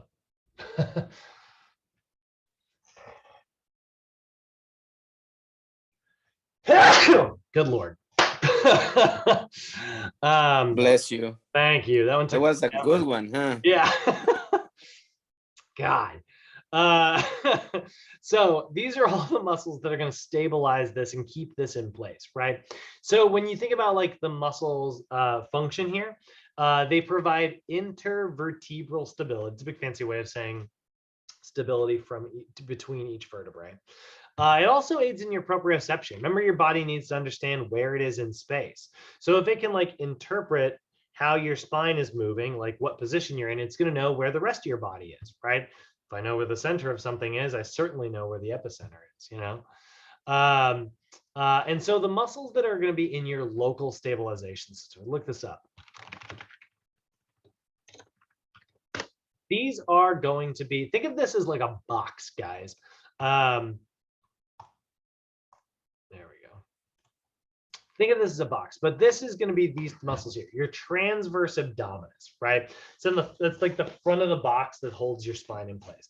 Then you've got your multifidus. That's the back of the box. So now we've got the front of the box and the back of the box, creating stability by both of those pushing inward and holding everything in place.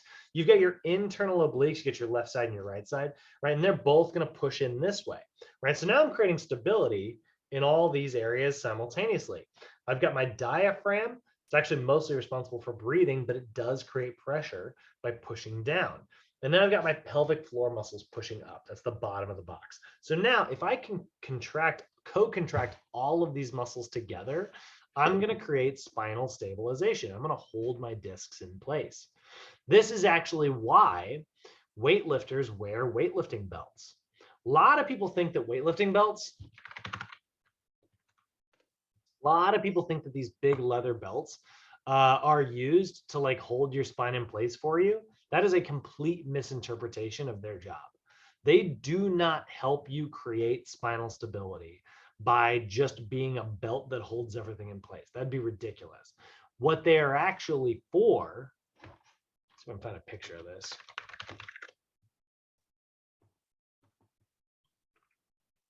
Looking for a diagram here. I'll give this one more second. No, it's a size chart. It's not what I'm looking for.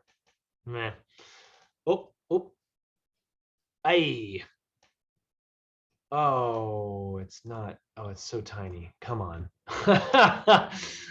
Click to enlarge. Oh, thank God. Okay. So you look here. Oh no, it's not actually showing what I thought it was. That's so stupid. All right, well, it kind of is. But you see how the spine is here? What it actually allows you to do is, because the belt can't go any further, Like it can't expand or contract. It's a stiff belt, right? What it's meant to be is something for you to push against. You are actually actively trying to push your stomach out. And meanwhile, when you push out, it's pushing back. So what that does, it creates pressure, right? You do the same thing back here. You're trying to fill up the low back, right? And you're pushing against it. You're trying to fill out the sides, right? So when you're using a weightlifting belt, you are actually trying to push against the belt with your entire abdomen. And then the belt is pushing back. So what that does is that creates all this pressure and it holds all your discs in place. It's solid. It's like filling the whole area with insulation or foam, you know, like it's just holding it all there. So I'm a big proponent of weightlifting belts if you know how to use them properly. Before you ever use a weightlifting belt, you guys should all master, we call it the Valsalva maneuver. It's a great way to turn on your local stabilization system. Go like this, take a big deep breath into your stomach, close your lips, and just breathe forcefully through closed lips. You'll notice if I do that, now you would think as I exhale, my abdomen would come back in. But the reality is, if I Valsalva maneuver, my stomach actually went further out. And that's because I pushed and I activated my core muscles. That is local stabilization training. These are exercises these are muscles that don't move your spine, they stabilize your spine. And I say this all the time, but one thing that I think is true that a lot of people don't understand about exercise, a lot of people think exercise is all about movement. And it is. It's about squats and running and sprinting and jumping and doing all kinds of fun stuff, right? It is about movement. But I think that exercise is just as much about anti-movement or just as much about stabilizing and learning how to stay put as it is about learning how to exercise. Because if I can't hold everything in place while I go try to move it, I'm going to fall apart. You know, we want our wheels attached to our car. Right? So that's the local stabilization system. Now, obviously, we also we do want to move the spine, right? I want to be able to do all this, you know. So that's where the global stabilization system comes in. So this creates a little bit of stability as well, but it also moves your spine around. So these are muscles that attach the pelvis to the spine. They're usually in charge of transferring loads from like your upper body to your lower body, or like your trunk to your lower body is a better descriptor. But these also do a little bit of stabilization, right? Just a little bit. So if we look at our global stabilization system, it's a different list. Global stabilization system. Local again. Come on, internet. That's a good chunk of them. Almost. And there's a good picture of it. All right, whatever. You know what I'll do instead? I'll just pull up the chart here. Here's the list. It's hoping for a visual aid, but we got a chart instead. So this is going to be your rectus abdominis. That's your six pack, right? Yeah, your six pack can also do a little bit of contraction, which is great, but most of its job is to attach your pelvis to like the top of your sternum. And so when it pulls like this, it crunches you forward, right? You've also got your external obliques, right? That's going to twist you side to side, right? You get your erector spinae, which moves your spine, right? Or maybe tilts the pelvis. And then there's portions of your gluteus maximus that counts as that global stabilization system as well. So this is probably what you're thinking of when you think of like your abs, right? When you think of core training.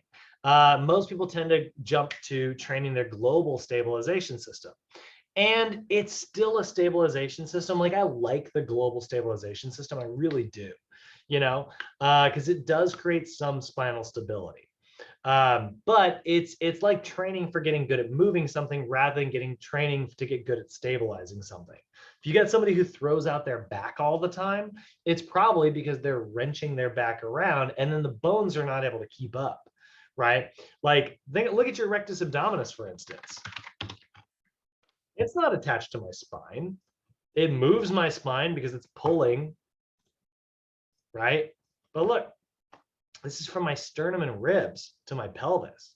So when this pulls what has to move are all these discs here.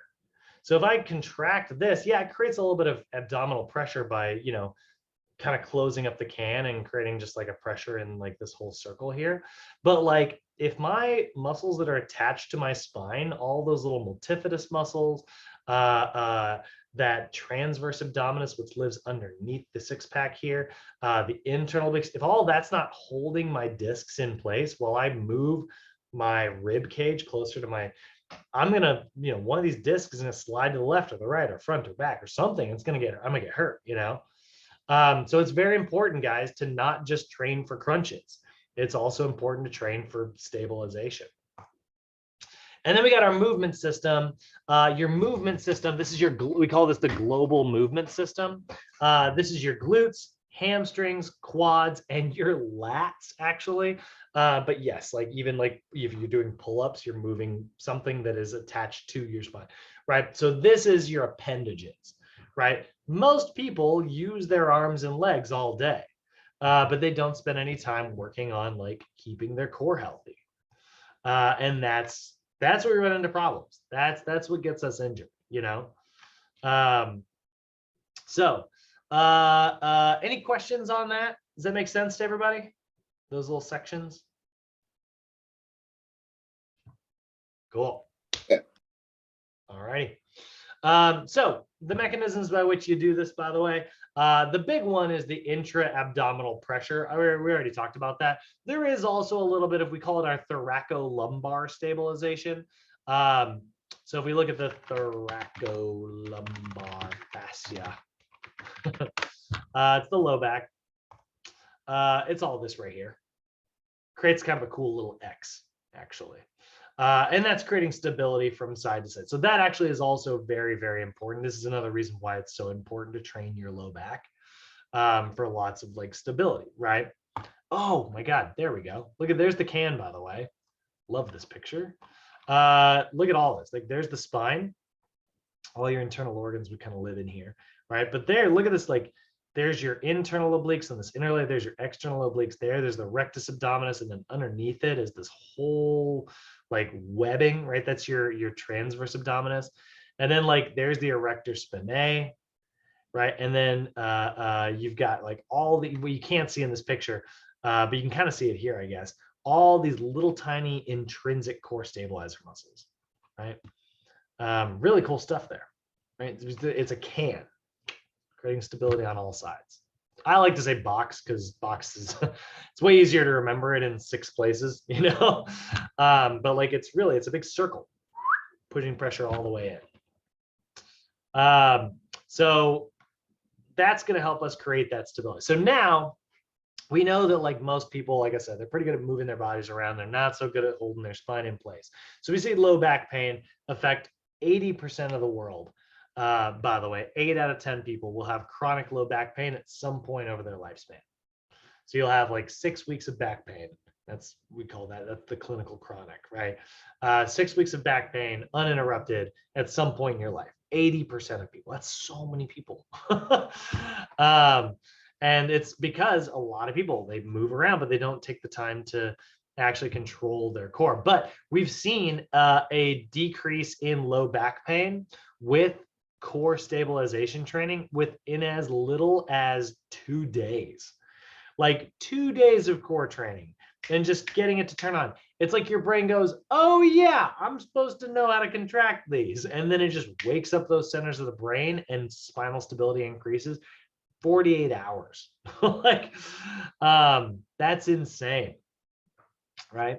So a lot of core training programs are often designed to improve like pain, but obviously this is our sports performance class. So we're going to primarily focus on like function and high level performance.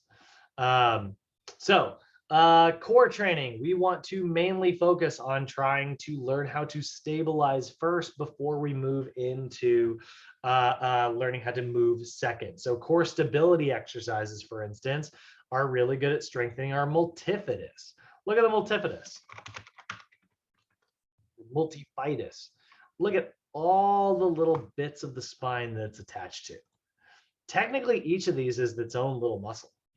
We call it one big muscle, but really, I mean, like that's a muscle, that's a muscle, that's a muscle, that's a muscle, that's a muscle, you know, like, and they're all there, each holding our discs in place, creating pressure from the back. That lives underneath our erector spinae, by the way.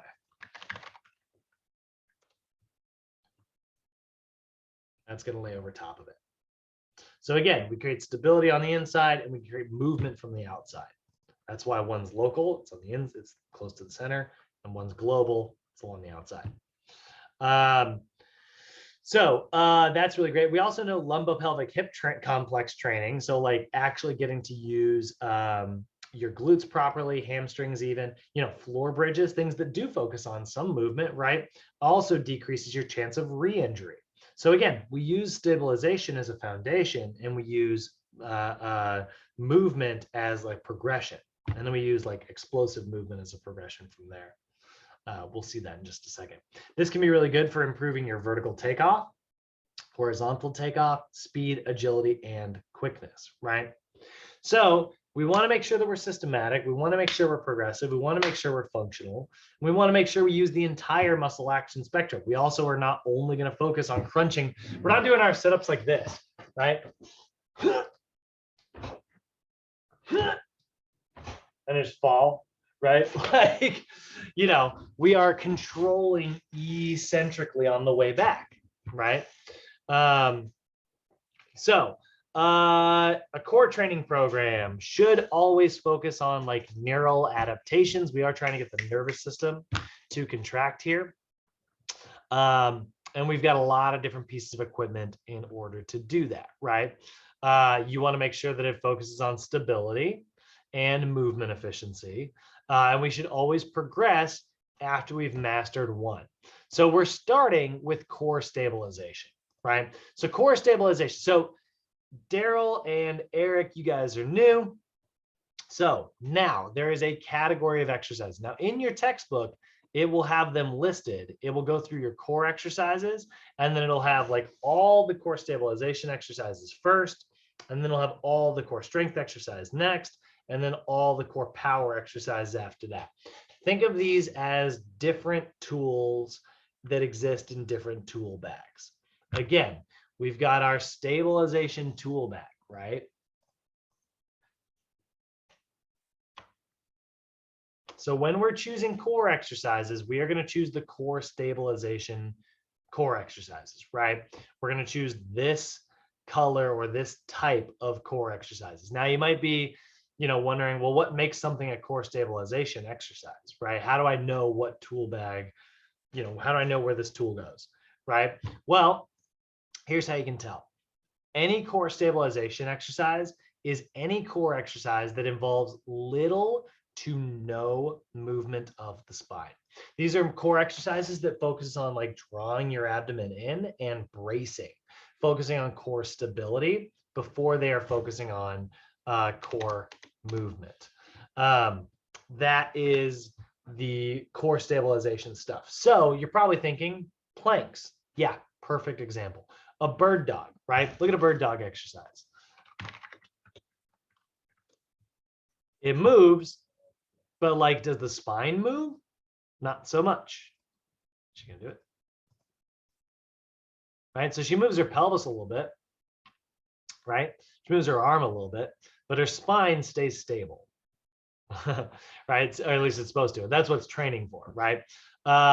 Anything where you are not moving your spine is going to be on that list. So we got those lists in your book.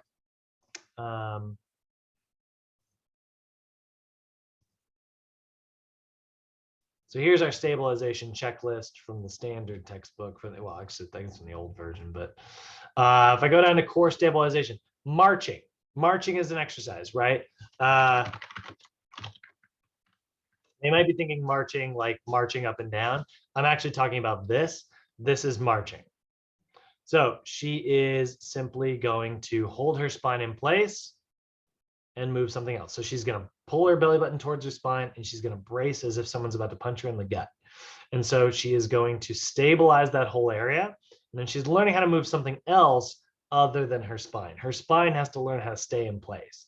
A lot of people's spine will try to curve when they do this, right? The pelvis comes this way.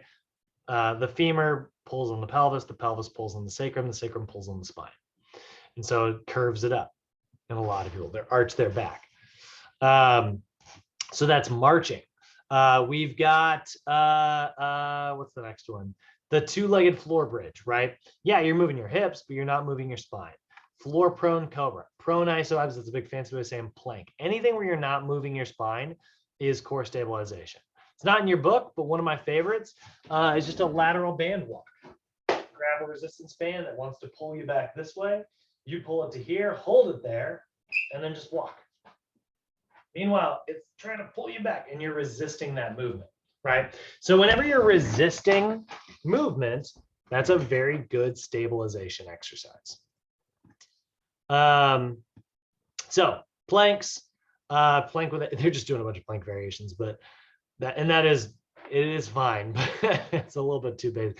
But yeah, plank with leg raise, side plank with leg raise. All of those are very, very good examples of core stabilization exercise. So any client who's in level 1, their first month of training, they're in stabilization, the only type of core exercises they're getting, we're not giving them crunches, we're giving them planks.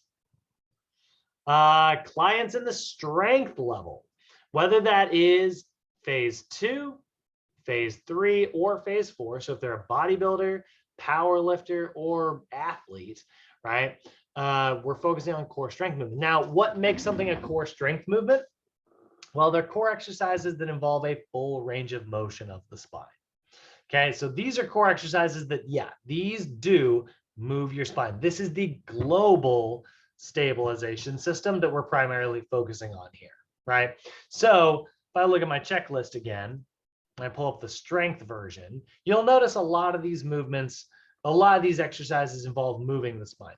Ball crunches, back extensions, reverse crunches, cable rotations, knee ups, cable lifts, cable chops, reverse hyperextensions. All of those are really, I love reverse hypers. They're a goofy looking exercise, but they're so good. Reverse hyperextension. Make no mistake, guys. This is going to look goofy, but this is a great exercise. It is so freaking good for you. That's where you're just going to grab like a bench and then you're just kicking your legs out. This is a reverse hyper machine. This is a little bit, I do think you get a little momentum-y here. I would say you want more control than that. Little pause between reps, you know, just to make sure you slow down the pop. Most people will do reverse hypers in the gym like this. It's just a body weight version. Grab a bench.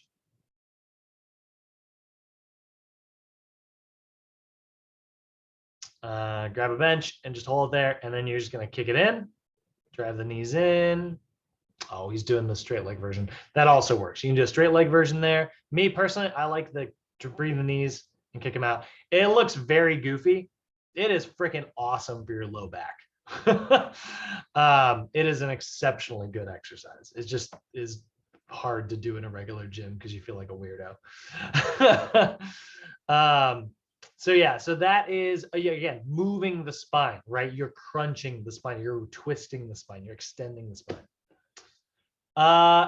So ball crunch with rotation, long lever ball crunch, long lever crunch with rotation. Not a lot of variety in my examples here. I apologize for that.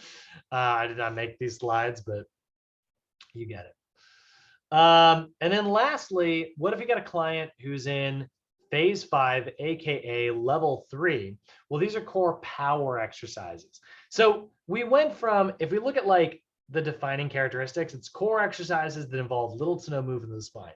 Then it's core exercises that involve a full dynamic, concentric, and eccentric range of movement of the spine. So it's basically no movement of the spine, full movement of the spine. So where do we go from there? Full movement of the spine, fast. So now core power exercises are core exercises that involve a full dynamic, concentric, eccentric range of motion of the spine at functionally applicable speeds, which is NASM's fancy way of saying fast. So now I learned how to hold my spine in place. Now I learned how to move my spine. Now I'm learning how to move my spine as explosively as possible. Because again, think about like what sports are, right? It's whatever athlete can do the same thing, just faster, you know? So full range of movement of the spine. So a medicine ball rotation chest pass, a medicine ball pullover throw. Both of those are explosive, right? There's an explosive oblique exercise. There's an explosive rectus abdominis exercise. And that is how we are going to sort of build that. So if we were to, have a client in phase 1, you're grabbing tools from your core stabilization tool bag. You got a client in phase 2, 3, or 4, you're grabbing tools from your core strength tool bag. So no movement of the spine, full movement of the spine. Then if your client's in phase 5, you're grabbing your core power. Now you'll notice this is the first instance of this. I'm assuming Julio, Simon, Marvin, and Danny, you guys were like, whoa, where the hell did phase 6 come from? There is no official phase 6. That just is sports specific training. So phase 6 is like professional athlete level. It exists outside of the standard OPT model, but you would still do core power stuff. You would do sports specific explosive core movements. So that is sort of how we're going to pick that. So now imagine if I had 3 routines side by side. Last little thing I'll show you here. Let's just say this is 3 months worth of training, right? Month 1 is here.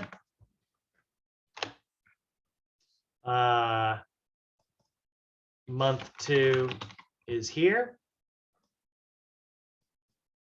And month 3 is here. Now, let's say I got a client who's progressing really, really well. So I start them in stabilization. I move them into strength. Now, I'd probably be more specific. I'd say like either strength endurance or hypertrophy or max strength. But either way, they're in the strength level in month 2, and they're in the power level in month 3. Well, you know what I would do in my cardio routine? In the first month, they'd start with a stage 1 routine. So that consists of 1 zone.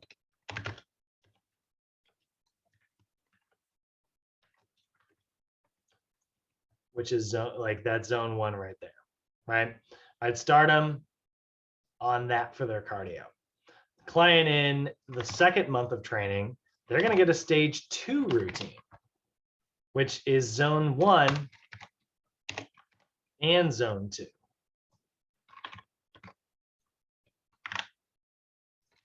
(76% to 85%). So now they get a little bit of interval training, right? And then my client in the third month of training, they are going to get a stage 3 routine, right? That consists of zone 1. It consists of zone 2.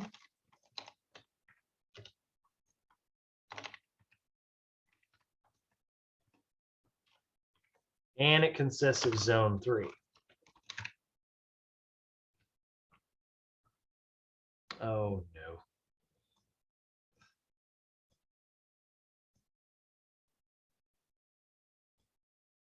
Hold on.